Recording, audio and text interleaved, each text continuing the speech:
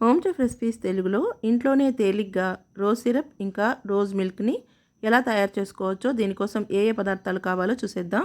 దీనికోసం ముందుగా రోజ్ పెటల్స్ని తీసుకుని శుభ్రంగా వాష్ చేసుకోవాలి. ఇవి నాటు గులాబీలు కానీ లేదా లేత రంగులో ఉండే పనీర్ రోజా అయితే గనక మరింత ఫ్లేవర్గా ఉంటుందన్నమాట. ఇలాంటి ఈ రోజా పువ్వుల్ని తీసుకుని వాష్ చేసుకోవాలి నీళ్ళలో శుభ్రంగా 2-3 సార్లు. తర్వాత ఒక పొడి బట్ట పైన వేసుకుని ఈ విధంగా ఫ్యాన్ కింద మాత్రమే ఆరబెట్టుకోవాలి. ఎండలో పెట్టకూడదండి. అలా పెట్టామంటే ఇందులో ఉన్న ఫ్లేవర్ అంతా పోతుంది.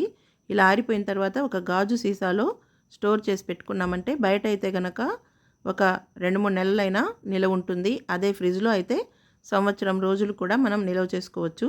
దీనికోసం మనం ఎలాగూ దేవుళ్ళకి పండగలప్పుడు ఎక్కువగా వాడుతుంటాం కదా, అవి డస్ట్బిన్లో పడేసేయకుండా ఈ రోజా పెటల్స్ని మర్నాటికి మనం తీసి బాగా వాష్ చేసుకుని ఇలా యూస్ చేసుకోవచ్చు.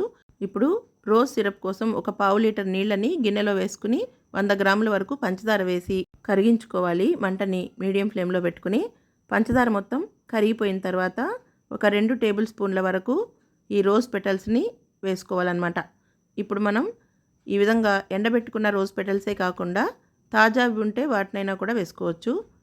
ఈ రోజ్ పెటల్స్ వల్ల మనకు ఎక్కువ రంగు అనేది రాదు, కాబట్టి మనం నేచురల్గా ఉండే రంగు కావాలనుకుంటే బీట్రూట్ ముక్కల్ని ఒక 3-4 అయినా వేసుకోవచ్చు చెక్కు తీసేసి.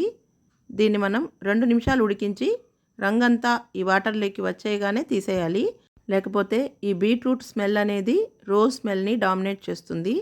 అందువల్ల ఈ బీట్రూట్ ముక్కలన్నిటినీ కూడా తీసేసి తర్వాత ఈ రోజ్ పెటల్స్ని మరి కాసేపు మరిగించుకోవాలి. అప్పుడు మనకు రోజ్ పెటల్స్లో ఉన్న రంగు మొత్తము ఈ సిరప్లోకి వచ్చేస్తుంది అనమాట.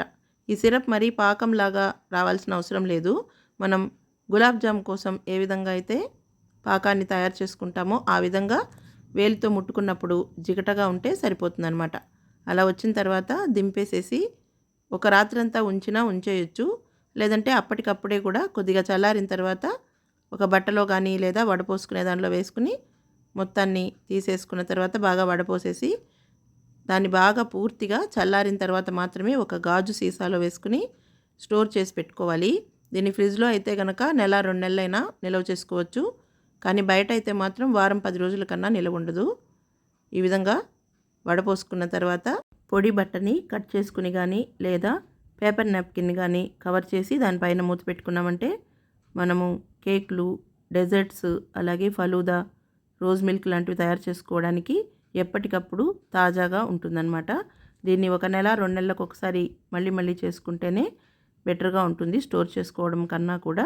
ఇప్పుడు మనం రోజ్ మిల్క్ తయారు చేసుకోవడానికి 1 కప్పు బాగా చల్లగా ఉన్న పాలు తీసుకుని అందులో మనకు కావాల్సినంత రోజ్ సిరప్ యాడ్ చేసేసుకుని తాజాగా ఉన్న రోజ్ పెటల్స్ కానీ డ్రై ఫ్రూట్స్ చాప్ చేసుకుని కానీ కలుపుకొని తీసేసుకోవడమే. ఈ రెసిపీ మీకు నచ్చినట్లయితే మీరు తయారు చేసి చూసి ఎలా వచ్చిందో కామెంట్ చేయండి. మీకు నచ్చితే మీ ఫ్రెండ్స్కి, రిలేటివ్స్కి షేర్ చేయండి, లైక్ చేయండి. మరిన్ని ఈజీ అండ్ టేస్టీ రెసిపీస్ కోసం మా హోమ్ చెఫ్ రెసిపీస్ తెలుగు ఛానల్ని సబ్స్క్రైబ్ చేసుకోండి.